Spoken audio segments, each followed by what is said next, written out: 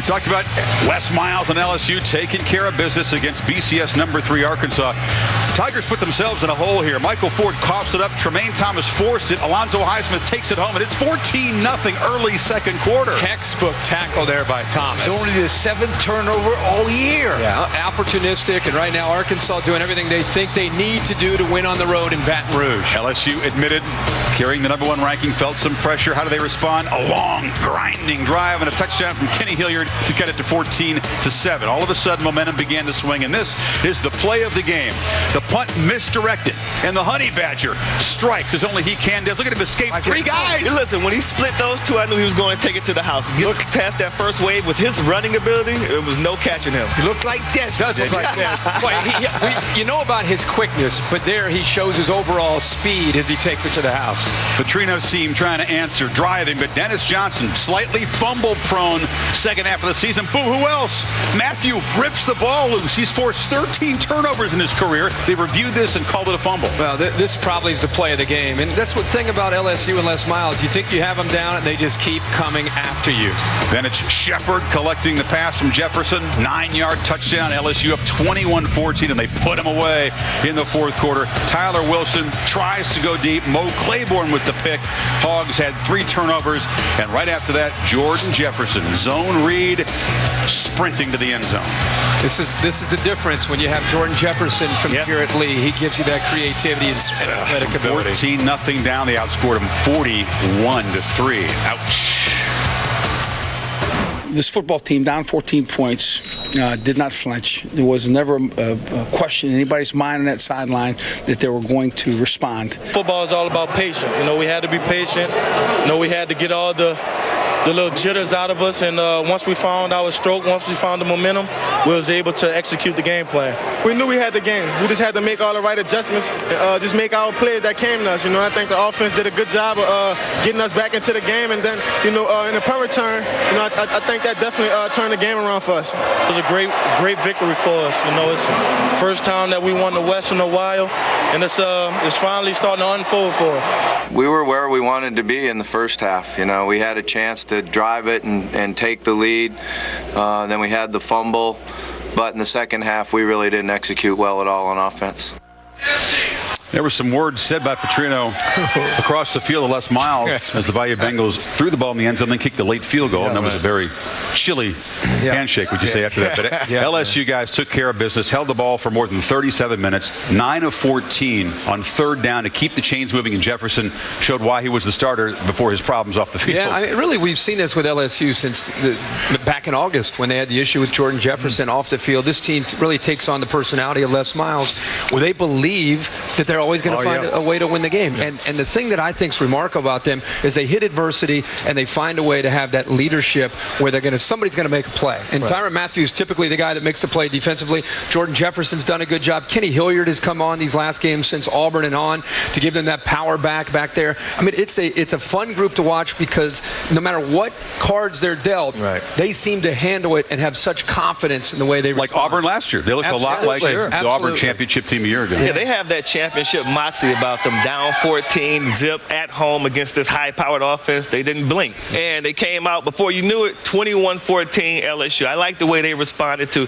the adversity that they went through at home. I think this team right now is playing at a high level at the perfect time. You give Miles some credit for that, right? Yeah, they got without a doubt. Yes, he had those guys believing, even in a pressure game, we got this. Well, I was very impressed with the offensive line. The offensive line pounds until they give up. Listen to this, second half, 26 runs, 210 yards in the second half. Yeah. Boy, that's the difference. And that's what's impressive about because they don't deter from what they would like to do and what they're about. Down 14 zip, they ran the ball down Arkansas' throat to score a touchdown, and then after that, Tyrann had the touchdown for the punt return. Whoever plays them, it's not just about stopping the running game in Jordan Jefferson. It's Tyrann Mathieu and the defense creating opportunities to get the ball back to their offense. It's special teams. It's sometimes sometimes the hidden yards that they seem to pile up, and that's where they really capitalize and take advantage of opportunities that they get. That's what I said last week when we talked about the LSU-Arkansas game. I said it would be a special teams play, just like when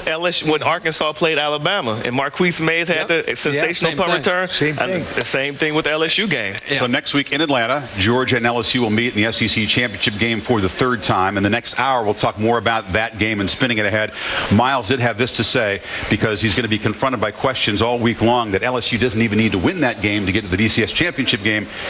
It would be inconceivable for my team to show up in Atlanta and not play their best, just so you know. Just so you know. That's not how he said it. But if you are him, and there are those theories out there, can you imagine potentially losing that game, still going to the championship, and then you lose kind of that moxie that we're all talking about? You don't want to lose to Georgia, obviously, and then go play in the national championship. He's going to have that team peaking, as Des said earlier, at the right time. One thing it is, he's going to play a Georgia defense that's better than anybody else except Alabama. Alabama. Right. Same Tons of questions facing the penultimate BCS standings is the SEC championship game, which 2 of the last 3 years has been a de facto national semifinal, even relevant to the BCS title. Has Alabama locked up a spot? What does Oklahoma State need to do if they want to jump the Crimson Tide and play for the national championship? All questions that we will address on BCS Countdown. The standings behind me, that's last week. You know, Arkansas fell to LSU, so we're going to have a little bit of a shuffle. So let's set the table with the latest BCS standings unveiled exclusively here and brought to you by Vizio. Missouri checks in at number 25. A bit of news to slide in. Missouri won the border war over Kansas. Kansas fired head coach Turner Gill. Have a Big East siding. West Virginia's at number 23, but to actually play in a BCS game, West Virginia needs to have a 3-way tie with Louisville and Cincinnati to represent the Big East. It's too complicated and messy. We're going to talk Big East later. Penn State slips to number 21 out of the BCS mix in terms of at large. Looking at 16 through 20, the most significant team here, Michigan. After beating Ohio State, they have 10 wins. Who'd have thought you could have a 10-win Michigan team with that brand name and they're 16th? 2 spots short of being eligible to be a BCS at large team. Another week, teams in front of them playing each other, still an opportunity, but a concern for sure for the Wolverines that we'll address momentarily. 11 through 15, Kansas State. Kansas State could be the team to pick it up if Michigan can't get into that top 4 team and get an at-large bid in the BCS. Michigan State and Wisconsin will play for the Big Ten title. Winner goes to the Rose Bowl. Georgia is at the cutoff point for BCS at large. The Dogs don't care. They're playing for the SEC championship. Win, they go to the Sugar Bowl. Lose, they won't. That's very simple.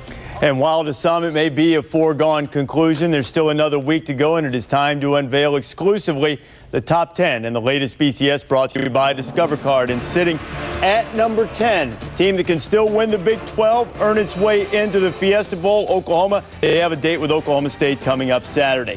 Just ahead of the Sooners, Oregon. They play UCLA. They win as expected. They will go to the Rose Bowl.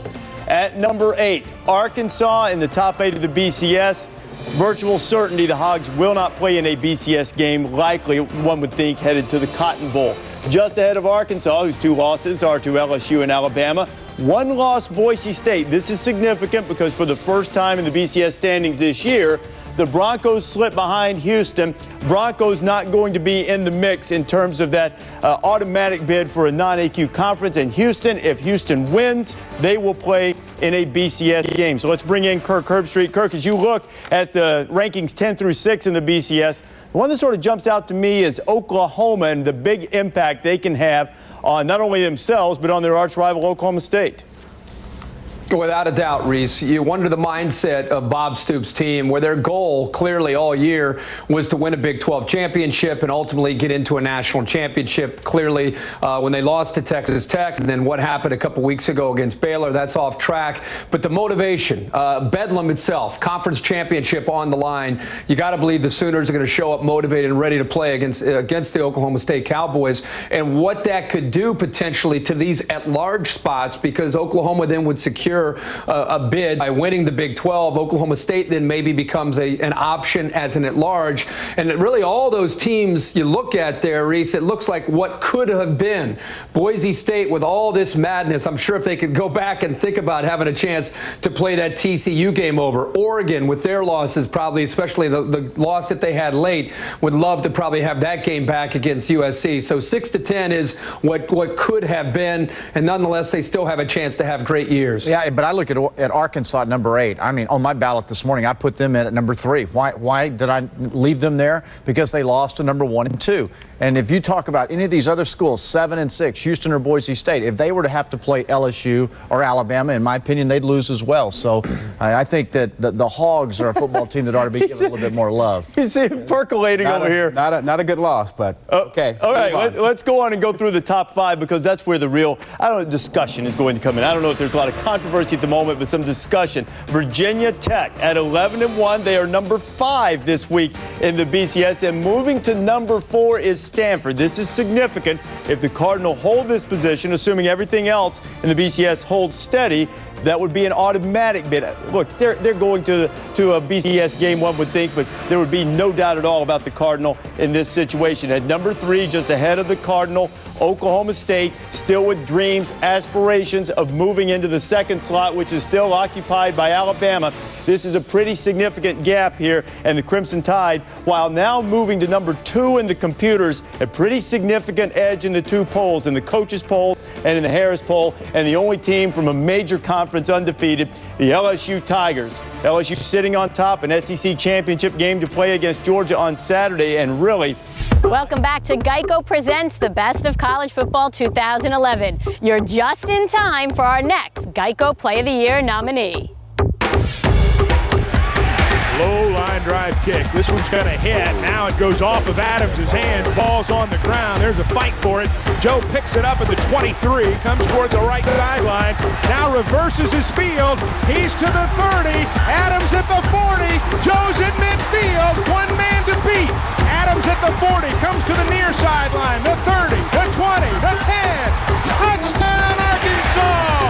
What a run by Joe Adams. There is no drama at the top. The number 1 team is the only team in college football that remains undefeated. Les Miles' LSU Tigers 13-0. They will play for the national championship January 9th in the Louisiana Superdome. Let's count the rest down from number 10.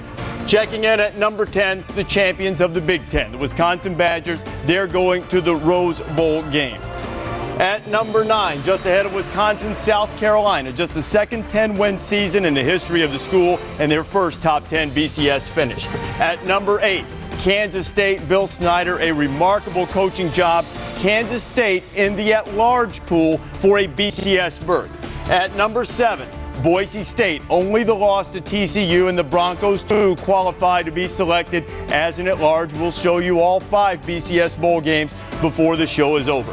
At number 6, the Arkansas Razorbacks, their only losses to LSU and Alabama. Great finish for the Hogs, highly unlikely to be selected for a BCS game. That leaves us with the top 5. At number 5, the champions of the Pac-12, the Oregon Ducks. Oregon will play Wisconsin in Pasadena in the Rose Bowl. Just ahead of Oregon, the Stanford Cardinal. Stanford qualifying at least for the at-large pool. So now, when I show you number 3, you'll know who's playing for the national championship. Alabama set 2 last week. Oklahoma State 3 last week. Then the Pokes put it on Oklahoma. At number 3, Oklahoma State, meaning that the rematch is on.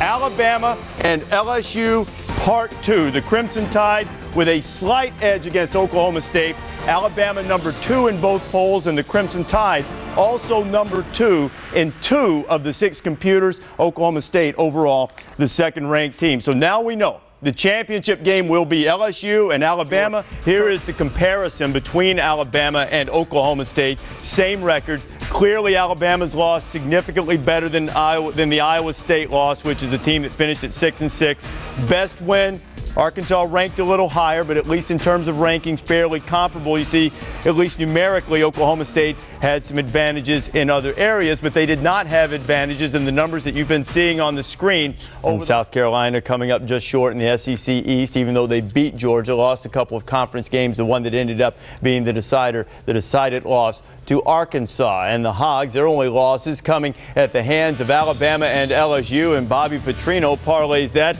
into a berth in the AT&T Cotton Bowl to be played on January 6th. Arkansas, winners of the 2010 Liberty Bowl. The Wildcats of K-State, their last bowl win way back in the 2002 Holiday Bowl. But I've said this several times this year, Colin Klein has been terrific for Kansas State. And when you compare expectations to results, I think Bill Snyder is hands down Coach of the Year in college football. And Colin Klein, he may not look like the fanciest, sharpest guy throwing the football, but boy, is he tough and is he productive. Well, I would throw a wet blanket on that deal. I think Brady Hoke may be the Coach of the Year. But having said that, Snyder has done an absolutely outstanding job. Still voting for Snyder. Yeah.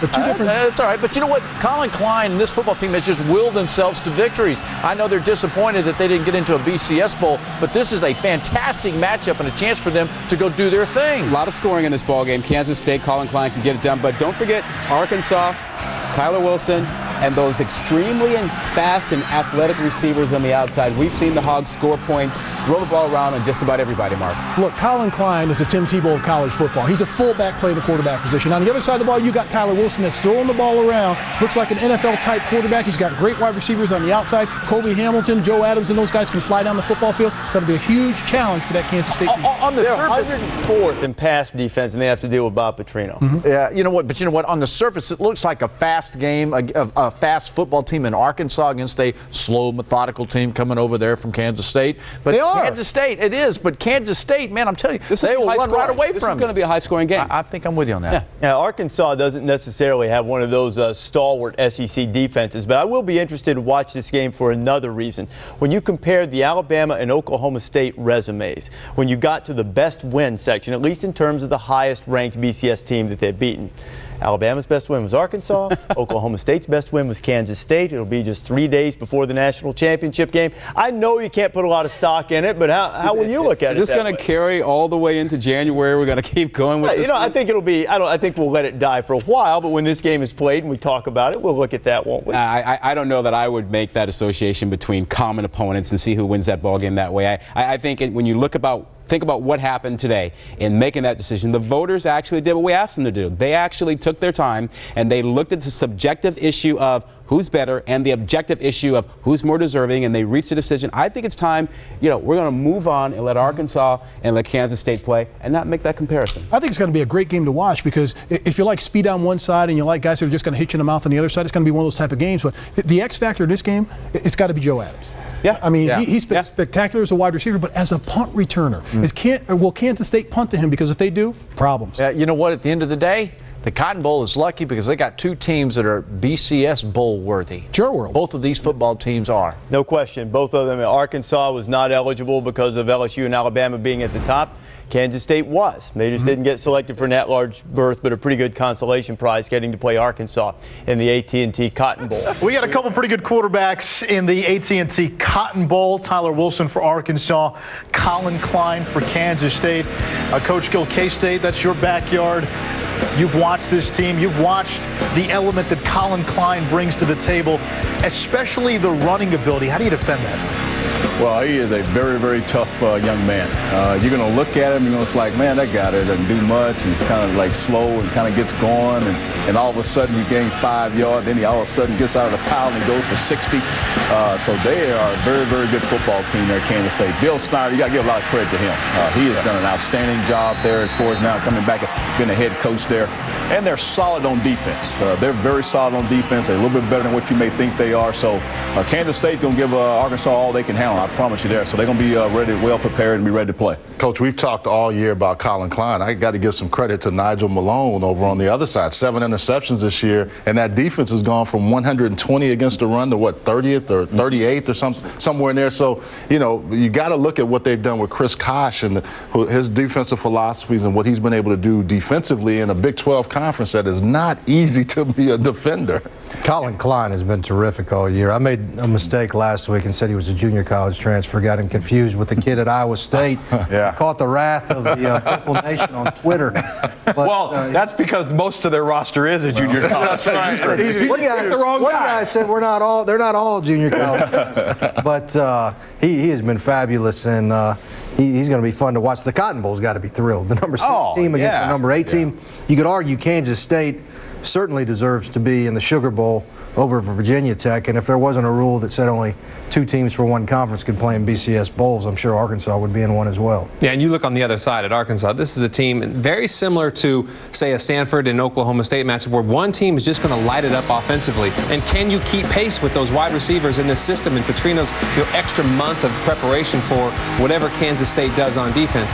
When I see teams like this as a defense, the game goes so quickly, you have no time to really game plan a formation. What we like to do is see formations, and when they roll plays at you that quickly, you're just reacting the entire time.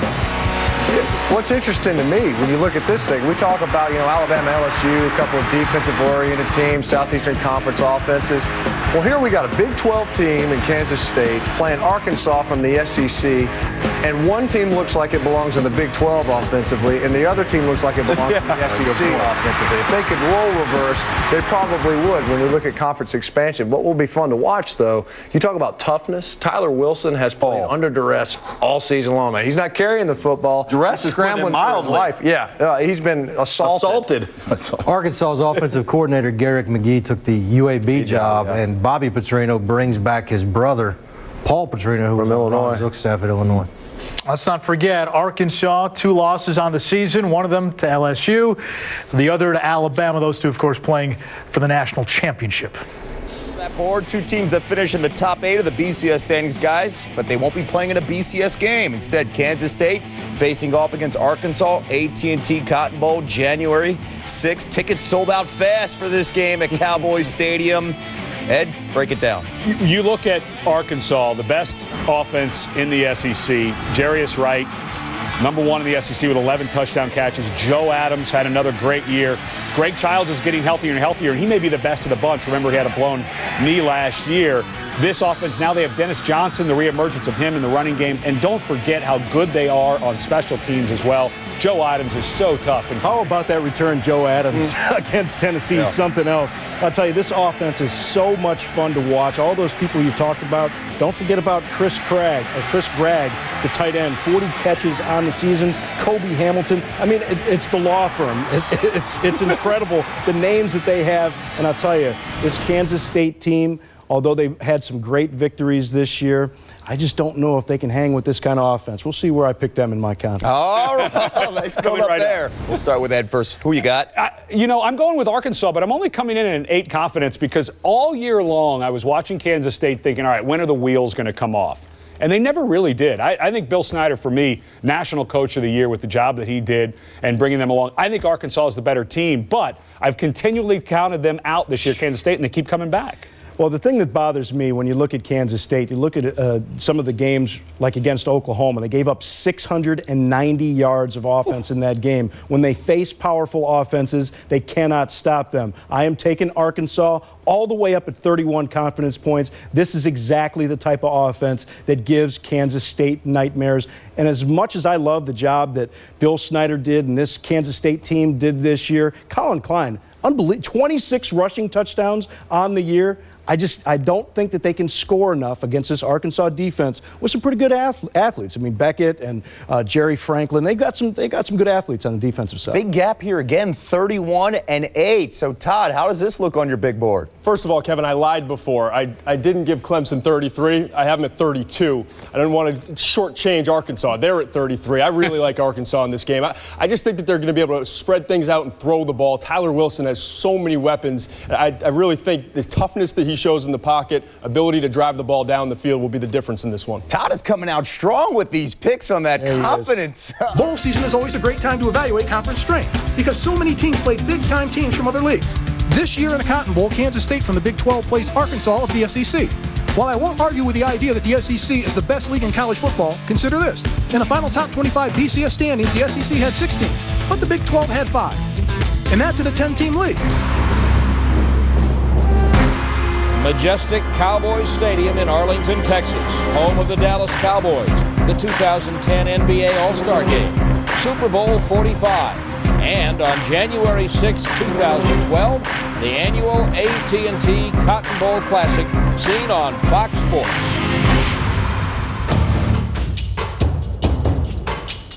The man with 6 points up his sleeve is Jim Brown for the touchdown.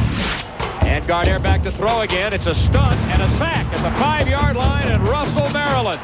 The Outlet Trophy winner.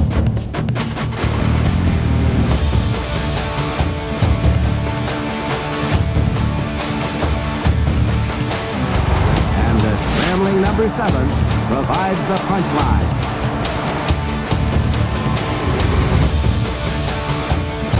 And Brown's powerful second effort adds up to an early Notre Dame lead. I'm just so happy for our team, and we got the W.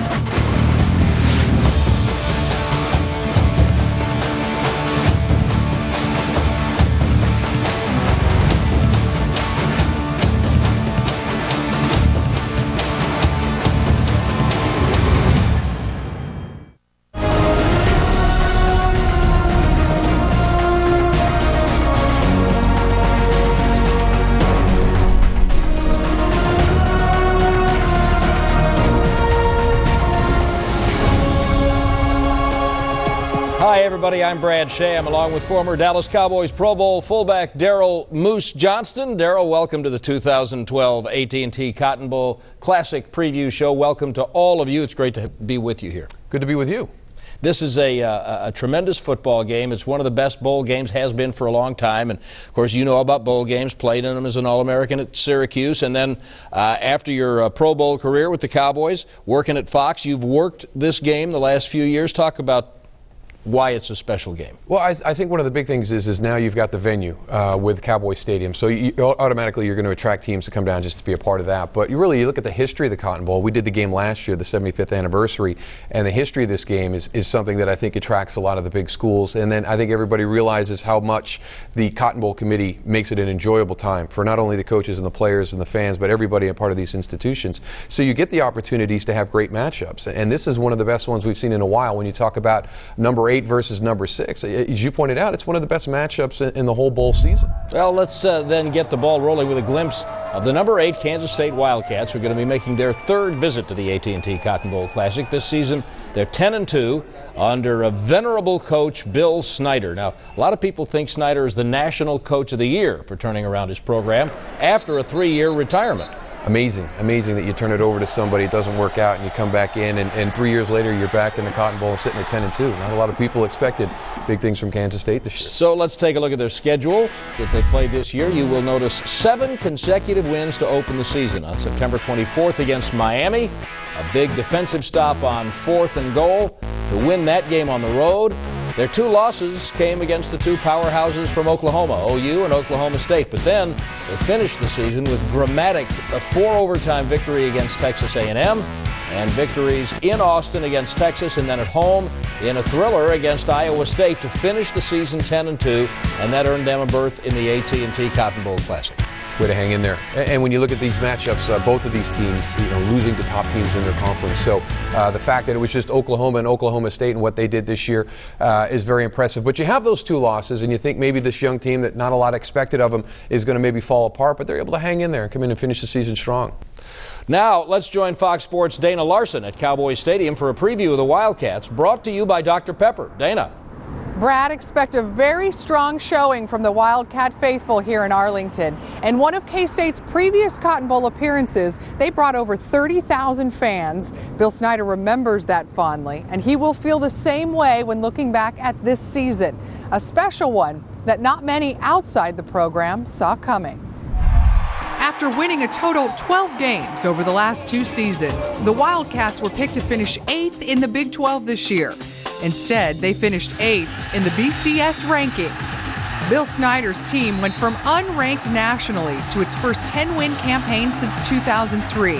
and their reward, a coveted seat in one of the best bowl games in the country. For the job Snyder did this year, he was named Associate Press Big 12 Coach of the Year. His team isn't flashy or full of stars, but they play hard-nosed football with a never-say-die attitude. The Wildcats have won 8 games by a touchdown or less, including a 1-point win over Baylor and Heisman Trophy winner Robert Griffin III. In the closing minutes of that game, linebacker Arthur Brown picked off RG3, who'd thrown 5 touchdowns in the game. It was Griffin's first interception of the year, and it ultimately led to K-State's game-winning field goal. Brown, a transfer from Miami, was named Defensive Newcomer of the Year in the Big 12. The defense was a big reason for the turnaround this year, and the offense, led by Colin Klein, was also productive, averaging 33 points a game.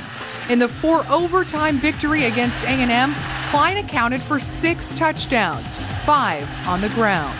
The All-Big 12 first-team selection then led the Wildcats to 3 straight wins to end the season, completing the improbable run from projected bottom third of the conference to a top 8 team in the country. Coach, let me get your thoughts real quick. Congratulations, 10 regular season wins. The last time that happened, 2003. You do it in dramatic fashion this afternoon, making a great defensive stand at the end. Well, that's 8 ball games that we have won by 7 or less points. And I'm 72 years old. This stuff can't go on. They're trying to get rid of me. I know that. This season, Colin Klein took the ball and ran with it, quite literally, carrying the ball more than any other quarterback in the country. Klein rushed for over 1,000 yards and a school record 26 touchdowns. That's the second most rushing touchdowns in the nation. Brad? Dana, thanks very much. Colin Klein, the Kansas State quarterback, kind of defies the way the Big 12 has been playing for the last few years. He can throw it, but it's him running is where he makes his headlines. Yeah, I mean, almost 1,100 yards rushing. And when you talk about somebody who's very productive, 86% of their scoring, the touchdowns, come from Colin Klein. He's one short of Ricky Williams' record. But you don't go to sleep on this guy as a passer either. I think sometimes you look at a quarterback that's running the option and the read keep, and all he's going to do is run the football. He's 1,750 yards, 12 TDs, only 5 interceptions, so he's smart with the ball. He's going to beat you with his feet, but if you don't respect the pass, he could get you there. And the SEC representative this season is the 6th-ranked Arkansas Razorbacks, who will be making their AT&T Cotton Bowl record-tying 12th appearance on January 6th. They're coached by Bobby Petrino. They come in with a 10-2 record. Their only losses are to the teams playing for the national championship, LSU and Alabama, and they'll be playing in that game on January 8th, and that's a pretty good resume for the Arkansas Razorbacks. Yeah, not a bad job when you can walk into a bowl game and say, hey, we've lost twice, but it's the 2 teams that are playing for the national championship, and they had some close games down in the SEC, and I think anybody that goes through the SEC with only 2 losses has had a very, very good year, and Arkansas should be very proud about that, and this is going to be the matchup of the game when you talk about Arkansas, is their pass offense against the pass defense of Kansas State. How does that matchup shape up during the course of the game? I think that's going to be the critical one. Well, for more on the Razorbacks, let's rejoin Fox Sports' Dana Larson at Cowboy Stadium. Dana. Thank you, Brad. It's been a season of big comebacks and big plays for Arkansas. A season the Razorbacks want to complete with a big finish in the Cotton Bowl.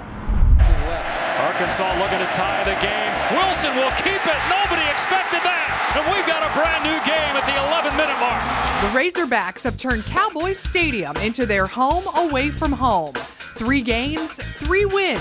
The latest, the first of 3 double-digit comebacks this season. One thing we will like to do for sure is start off better than we did early in the season. You know, last time we was there, we got down early and had to fight our way back up. But this year, this time going into the game, we would like to start off fast, get up early. Behind a record-setting day from quarterback Tyler Wilson, Arkansas stormed back from an 18-point second-half deficit to defeat Texas A&M back in October.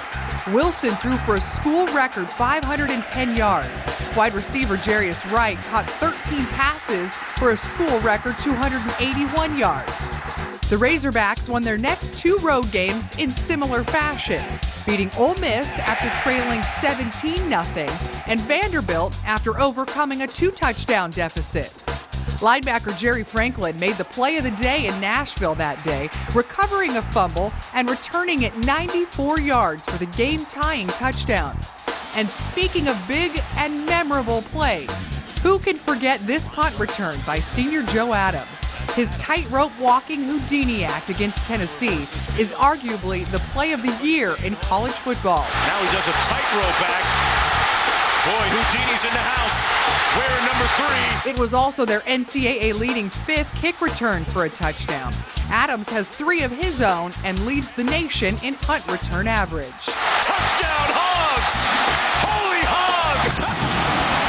Their special teams are very special, and so is the offense. Tyler Wilson stepped into some rather large shoes and filled them nicely. Instead of trying to replace Ryan Mallett, the school's all-time leading passer who's in the NFL now, Wilson just joined him as the only 2 quarterbacks in school history to pass for over 3,000 yards in a season. And now Arkansas will take the SEC's top passing offense to the Cotton Bowl. We're very excited. We're playing in Dallas Stadium. We got a lot of guys that played there for like two or 3 years. We're comfortable with it, and we feel like that's another home game for us. So we're going to definitely come out there and put on the show. The Razorbacks do have a long and storied Cotton Bowl history, making their 12th appearance. Their opponent, on the other hand, is someone they have very little history with. They'll be facing Kansas State for the first time since 1967. Back to you, Brad. Dana, thank you very much. I know Adams has fought some injuries over the last couple of years. When he's in the game, he is a difference maker for Arkansas. In a lot of different ways, not just as a wide receiver, but also as a running back. He's got a 92-yard touchdown run this year, and he leads the nation in punt returns at an average of 16.2 with 3 touchdowns. So, yeah, he's absolutely a difference maker. But we talked about the matchup. It's the passing game of Arkansas versus the pass defense of Kansas State. It all comes down to Tyler Wilson and how he plays. Number 1 in the SEC, number 13th nationally when you talk about passing offense. Well, time now for our Samsung great moment, and it came in the 1965 Cotton Bowl. The Razorbacks were 10-0, ranked number 2 in the nation. They went on to defeat the number 6 Nebraska Cornhuskers 10-7, won their first national title as well. And there was a happy future owner of an NFL franchise and the world's largest domed stadium smiling away as he left the Cotton Bowl. Won that game 10-7, which put us in shape to be national champions. That was a memory that I'll always cherish, and a memory that really has a lot to do with me sitting here talking, because it did impact my interest in football and my interest in sports and desire to want to spend my life there. Now, he is an optimistic guy, but I'm willing to bet that when that shot was taken, he was not thinking about someday building and owning the kind of stadium this game's going to be played in. No, he's got great foresight, great vision, but I don't think even he could have saw this coming. The announcers who will call the game, Gus Johnson and Charles Davis. Gus?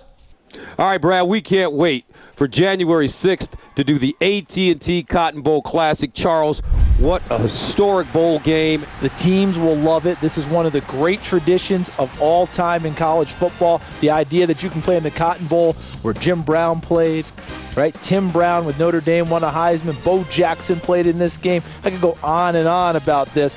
What an opportunity, and every kid would cherish it. And even more, we get an opportunity to watch a game, and a game can be played, a college bowl game, the Cotton Bowl of all games, in the house that Jerry built. Oh, Dallas Cowboys Stadium, how fantastic is that? The amenities there, just the atmosphere. Heck, the fans want to come to the game so they can go to that stadium.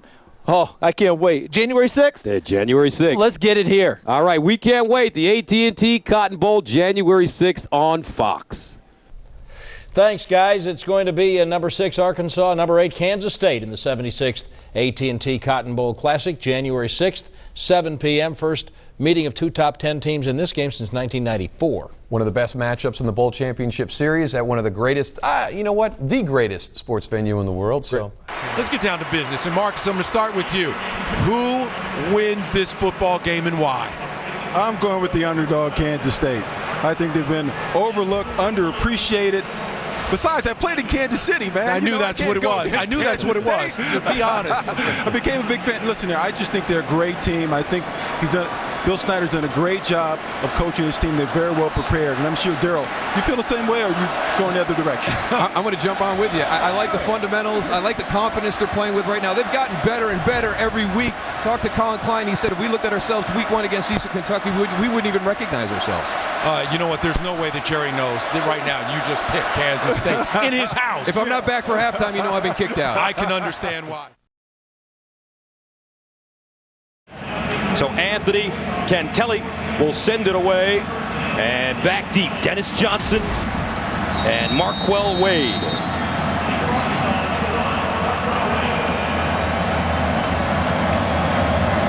K-State, Arkansas, and we're underway. Line drive kick fielded at the 25-yard line, and getting outside is Morgan Linton down the sideline, and Arkansas will start at the K-State 40. Now at their own 49, out of the eye, delayed handoff. Hubert, and he's stacked up, pile pushed forward. He'll gain a couple. First down and 15 at the 38. Klein, quarterback draw, held up in the backfield and goes down. Nicely done. D.D. Jones went past Colin Klein. Not this time. Look at him working on Offner, number 75. And he continues upfield. And when Klein tries to flush up the middle, Tenarius Wright is there with some help from D.D. Jones. Second down and 33. Klein sacked. He lost it. Arkansas may have the football, and they do. Jake Beckett with the sack. His 9th of the year. Take a look here. Jake Beckett out wide working against Zach Hansen. It was second team all Big 12, and he goes right by him and doesn't just sack him, but knocks the ball free, separates it. And Tenarius Tank Wright, his counterpart at the opposite defensive end, comes up with the football. Great field position for Arkansas now. The first big mistake of the game goes against the Kansas State Wildcats, and that's not normal for them. It's long 50. From 26 yards away, up and good. So the Razorbacks, Joe Peace, their number 2 running back, running the Wildcat. Klein at the bottom of your screen. And Peace looking for a crease. Breaks it back. Oh, helmet off. And tackles being made. What a job, D.D. Jones. Peace was a quarterback in junior college at Hutchinson Community College. He's trying to follow Braden Wilson into the hole. It was held up by the Arkansas defensive front. They formed what a lot of coaches call a picket fence. Nowhere to really go with the football than they did last season. Arkansas has yet to pick up a first down. Wingo again. And he gets to the 35. Zone punting this football. And he gets it away. Wade and Adams back deep. Adams with it at the 45. Adams skipping. Adams gets outside. Watch out. Hits the sideline. The jet. Touchdown, Arkansas.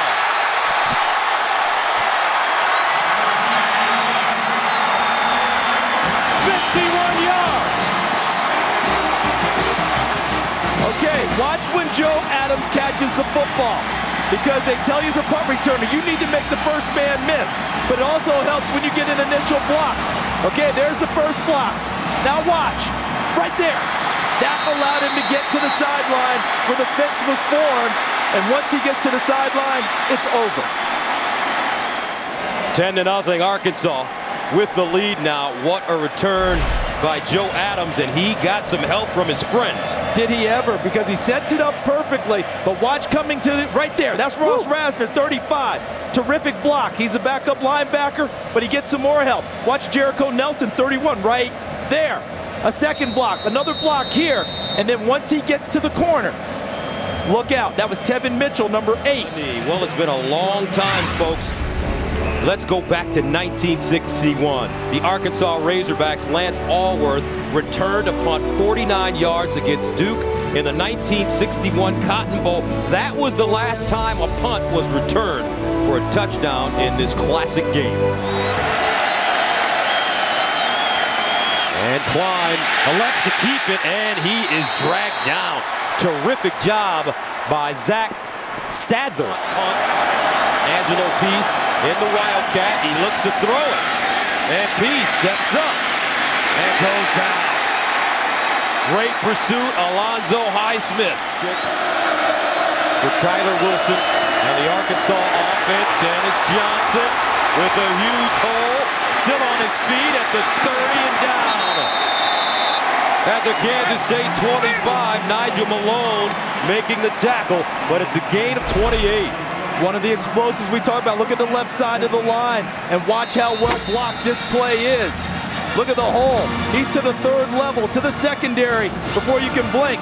Runs through a tackle by Ty Zimmerman, number 12. Tyson Hartman can't bring him down. Jarius Wright's name tonight. 3rd down and 1. Wingo outside. And Wingo gets inside the 10 as Ty Zimmerman. 22-yard field goal.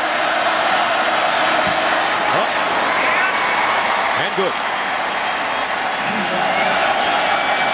Klein runs the football and is lucky to get back to the line of scrimmage as Ross Rasner. Klein looks backside, sets up a screen. Hubert, and another terrific defensive play by this Arkansas squad. Tevin Mitchell in at Arkansas. 3rd and 6 to 43. Wilson stepping up with a lane. And he gets inside Kansas State territory down to the 42. Ronnie Wingo back in the game. Tyler Wilson going for the home run. Wilson, touchdown! Jarius Wright, 45 yards, his first catch of the game.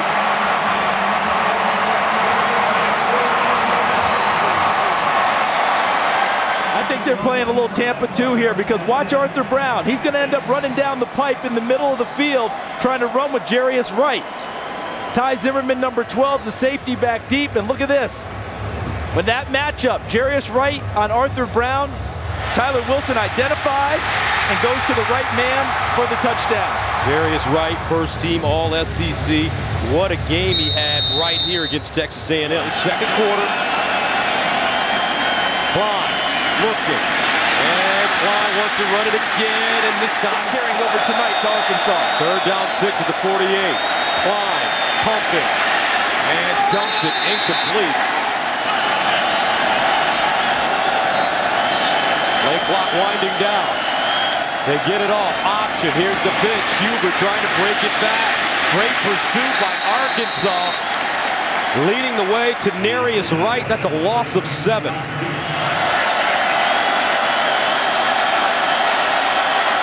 3 on the play clock. And they get it off just in time. He swings it out. And this is Sheldon Smith.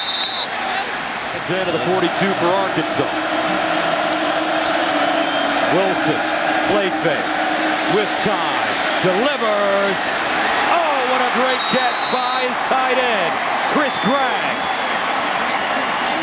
Thrown in front of him, and the big fella with great hands and balance. We've been waiting for this all night. A little bit more of Chris Gregg. They actually made some plays on the football when he was the primary receiver in the first half. Wilson, over the middle, caught, Childs, first down Arkansas. Empty backfield, Wilson, over the middle, caught, Hamilton, touchdown, Razorbacks.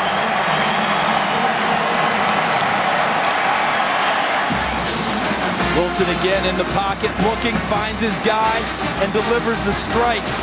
And the toughness question about Arkansas, answering the big challenge that Kansas State has put on them. Klein drops back, steps up, and is chopped down. Great job, second sack of the night for Jake Beckett. And he has been hell-bent to get to the quarterback. And last series, he was the one who ended the series with this big hit on Colin Klein. Look at the coverage again. Where does he go with the football? Because that play was the companion play to the last run. The same ride, and then he stepped back to throw it, but Jake Beckett had other... Wilson sets up, underneath, caught by Childs. First down Arkansas. Greg Childs has been wonderful this evening. Coming back from knee surgery, he was their #1 receiver, but didn't recover in time, and Wrighton Adams passed him. 14 at the 33-yard line for Arkansas. From the Hogs, Wilson, jump pass, nice catch. Great athletic play by Tyler Wilson as Joe Adams makes the catch. And watch here, okay? That's Arthur Brown. You talk about an athletic play. Look at this. And look at Dennis Johnson going up trying to block him. Play. 3rd down and 2 at the 45. Wilson to the sideline. Whoa! What a catch! Jerry is right in heavy traffic. Okay, how does he catch this one? Because it's into a 2-deep coverage. Man under man over the top. Arms in the way, flailing in front of his vision. John Hubert in the backfield. Here's Hubert looking. Cuts it back in and gets to the 22. Back to throw it. Klein thinking about running it. And Klein taken down from behind. Take right. 3rd down and 8. Klein under pressure.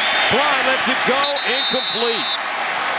That the rest of the game. Tyson Hartman is out. They've taken his helmet from him. He's not going to return the rest of the game. Thank you very much, Moose. And this kid's running like you used to. Green. The big fella. How about the blocking here? Kiero Small. It's going to lead into the hole, but look at the blocking at the line of scrimmage. Everyone is matched up. Look at that. Everyone's got a man. And then the step over on the tackle by Garrett. Broderick Green with a huge explosive run. County for the Razorbacks with a 26-16 lead. Green remains in the game, and they give it to him. Green all the way down to the 11. Downhill running for the Razorbacks. A gain of 19. I love play callers without ego. Meaning, same play. Run! Bobby Petrino saw that play work to the other side.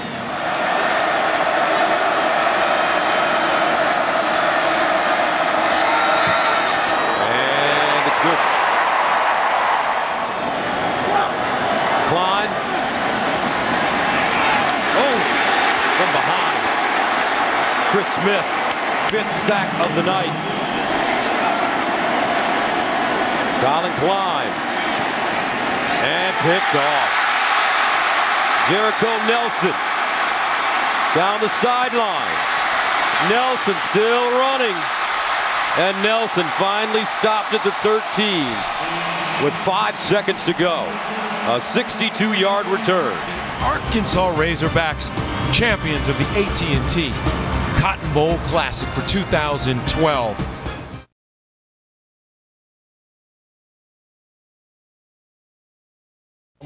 With this young man, the #1 wide receiver in the country, Springfield, Missouri native, Dorial Green Beckham, Missouri, Arkansas, Oklahoma, Texas. He's closer, if Missouri fans want to say, hey, stay home, go to Missouri, he's actually closer to Fayetteville, Arkansas. What are we looking at here with DGB going into Wednesday? No, I actually believe that Missouri has got a much stronger chance than most people do. I think everybody assumes that he's going to head to Arkansas. But as far as the caliber of player we're talking about here, a big, athletic, long-armed guy that can create a lot of mismatches on the jump ball, as you see right here. He's a fantastic basketball player. He's got some smoothness through the hips. He's got the ability to create some separation into and out of the breaks. The question for me is, will he be the type of player that's capable of consistently getting off of press coverage early and often in order for him to contribute as a true freshman? Will he have that mental capacity to make that jump without a very steep learning curve? Time will tell. But as far as overall athleticism, it's going to be a high expectation level for him because the comparisons to a Calvin Johnson, Julio Jones, and A.J. Green. They've all been made about Dorial Green-Beckham. And as you saw, Coach, for years on that Miami staff as a head coach or an assistant, a big, tall, speedy wide receiver can do a lot of things. What would a Dorial Green-Beckham mean to a program? I mean, it means a lot to a program. The thing you have, when you see Dorian Beck, you see a big guy that has a lot of athletic ability, that is big, that can jump, big hands. But also, when you play press coverage, it's not getting off the press. It's basically running through the press coverage. And watching Andre Johnson do it when we played in the national championship against Nebraska, it was press coverage, but he ran through the defensive back, which was a 5'9" guy, which wasn't it was a big-time mismatch. So when you have a guy 6'6", 220, put him a year from now, 6'6", 240.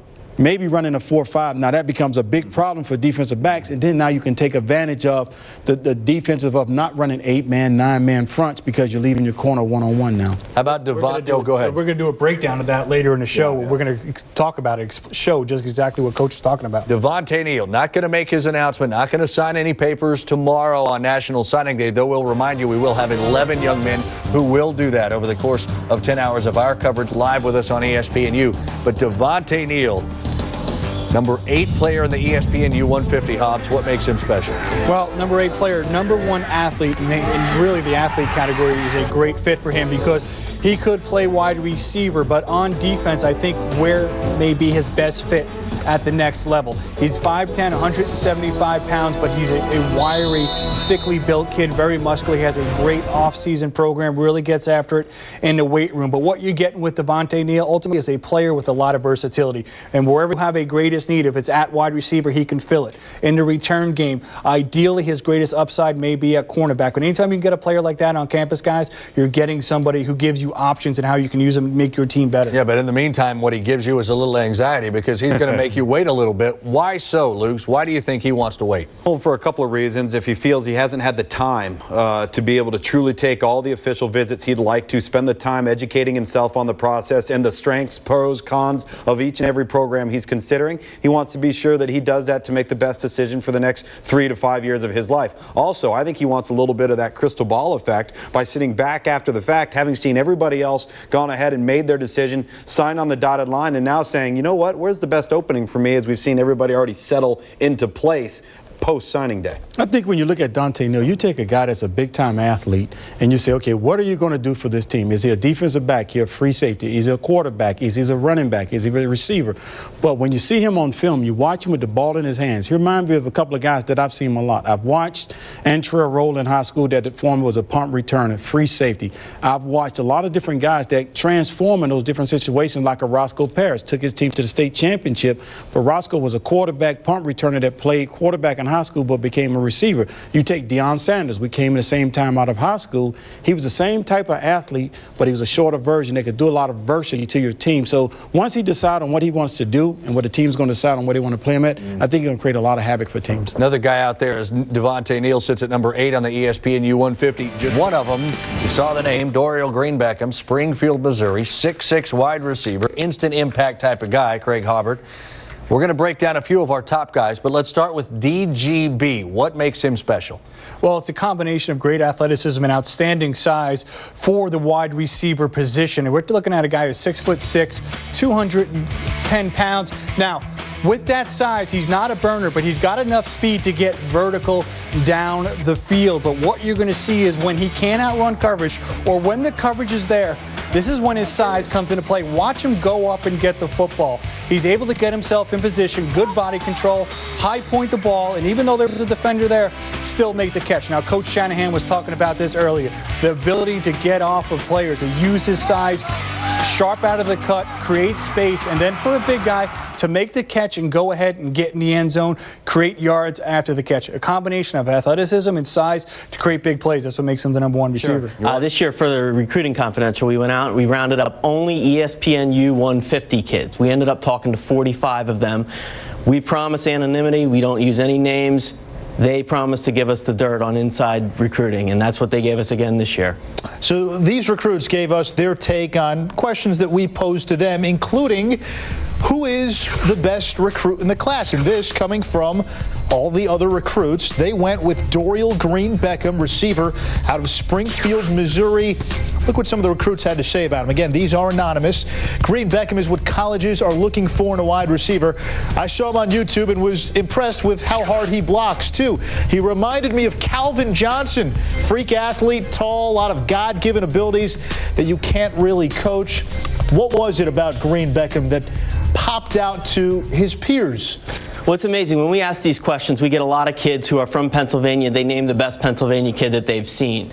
Occasionally, you get a kid like Green Beckham or Jadeveon Clowney a year ago who just transcends what these kids know locally, and that's what they said about him. They've seen all the clips. They feel the same way the scouts do, which is that this kid looks like he's 25, plays like Calvin Johnson, and they were very impressed with him. And you know what? These kids are smart. We always are surprised by that, but we shouldn't be. They talk about blocking. They talk about work ethic in addition to all the freak catches and touchdowns and all that other stuff. So they know what they're looking at.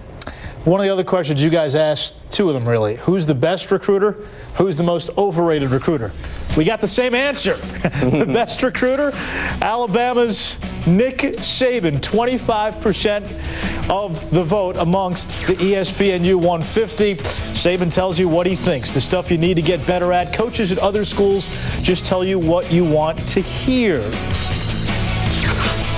His knowledge of football is beyond anyone else in the game. There's no BS with him. Well, apparently there were some people who thought there was some BS because who's the most overrated recruiter? A third of the vote going to Nick Saban. Said one recruit, when I talked to him, I couldn't believe how cocky he was. Said another one, he's so direct, to the point, and business-oriented that it rubs you the wrong way. Class of 2012 receiver said Alabama was in my top 5, but after they offered me, that was it. No follow-up. Once you offer a kid, don't you think it's wise to interact with the kid? All right.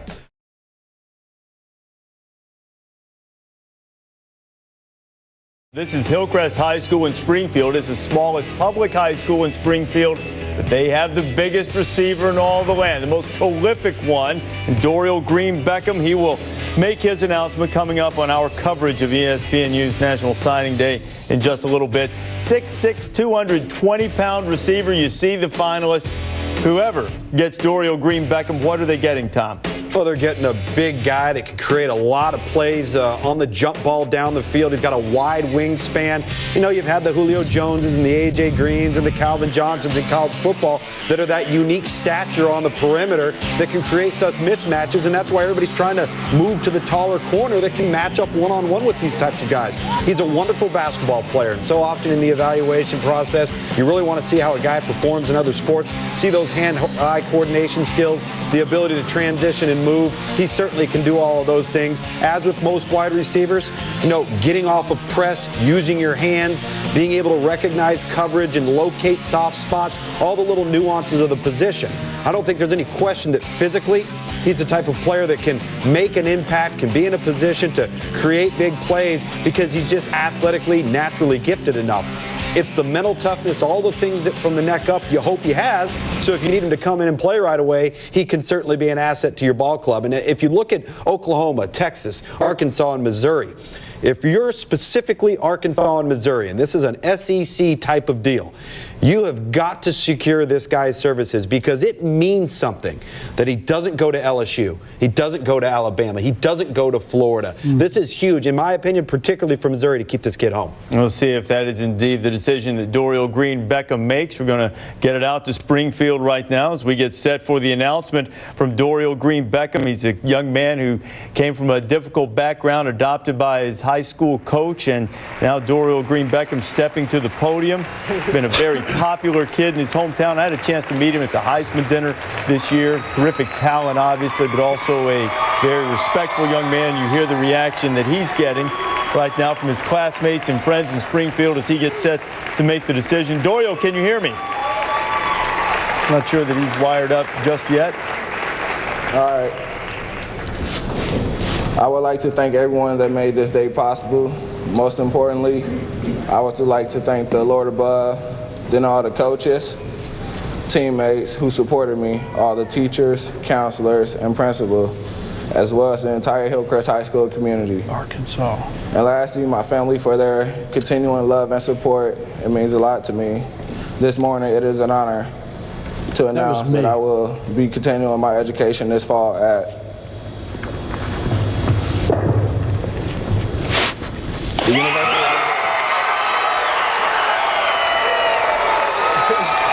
That is a huge pickup for Missouri Tigers, Gary Pinkel. It is a huge pickup, and it's a huge pickup because there isn't a large recruiting pool to draw from within state. You get a great one, you've got to keep them at home, and you've got to secure outside of your borders to supplement moving into the SEC. This is the type of Tiger player you need to have to make that play.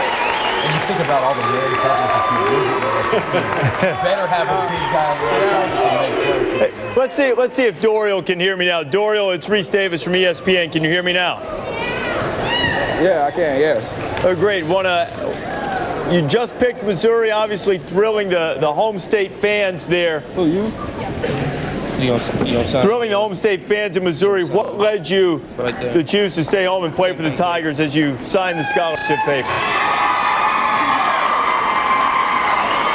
I'm not sure he's quite. Right now, Gary Pinkel's the happiest man around because he's actually seeing him put the signature on the piece of paper.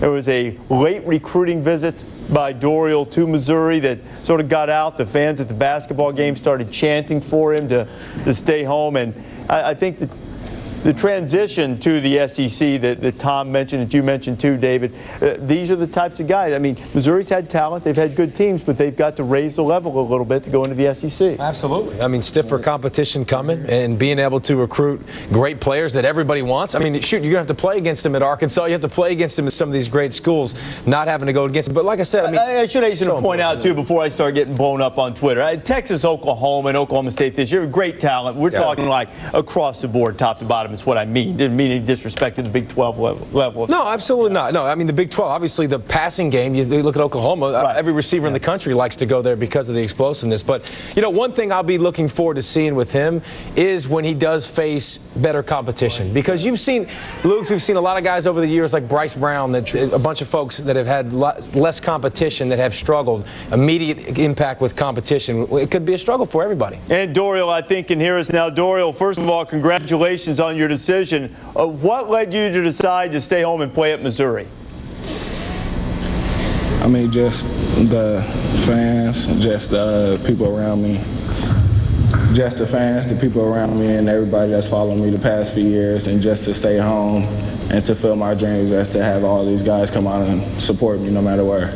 When Coach Pinkel talked to you, how would you describe the development of that relationship over the last several months?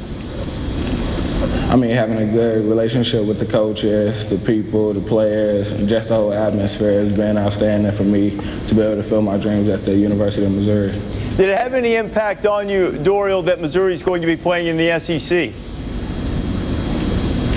I mean, it's going to be a big impact, I mean, for me to go out there to help Missouri go ahead and join the SEC and to be able to go out there and be the best players we can be out there for Missouri. Well, what do you think this decision and this opportunity means to your family? I mean, it's a big opportunity to be up here and to have all my friends and family and mom and dad know to follow me no matter wherever I go. But it's going to be a big threat for me to just go out there and to compete. Okay, I know you don't have a monitor in front of you, but I'm going to describe what we're about to show. Let's go ahead and roll the tape, roll the video of Dorial at the basketball game at Missouri last week. The reception you got from the Missouri fans at the basketball game, how did that affect your thinking, what you wanted to do? I mean, it was a big effect. I mean, all the fans that came to some of my games, I mean, just calm and just patient. I mean, not having me rush things and just to be able to go off of what I want them based off of and be able to play in. How are you feeling about Coach Yost's haircut?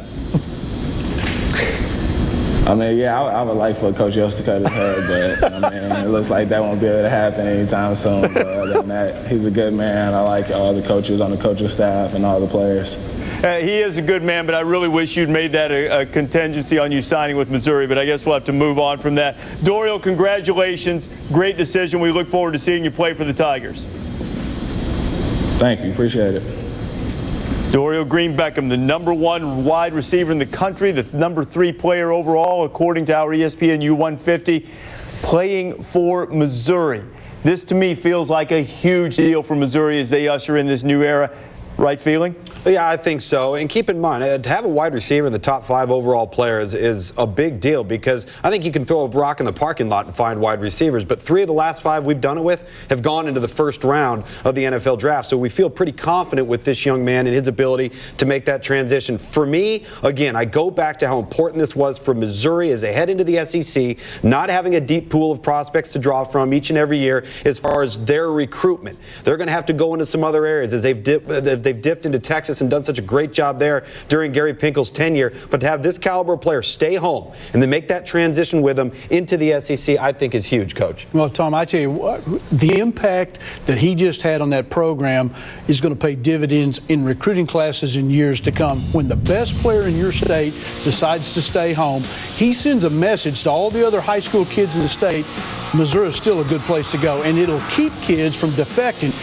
Illinois used to come in and just raid. Kansas used to come in. Oklahoma notoriously would go into Missouri and raid that state. What he did for that program was huge, and it's really going to pay dividends in future recruiting classes. And this is a high-flying offense we've seen in the past, and we've seen a number of quarterbacks step in, and James Franklin started a year ago. He's got some experience under his belt. Missouri's a fun offense to play in. It's not like, we look at Arkansas as another fun offense that you say you could have put up great numbers with Tyler Russell or Tyler Wilson. This is another offense that he'll fit in great, that's put up some sick numbers, so he'll have an opportunity to go out there and chuck it around and make a lot of catches. Yeah, it might be the biggest pass-catch combination, too, in the SEC, with big James Franklin, as big as he is, and now Dorial Green Beckham showing great size on the outside as well.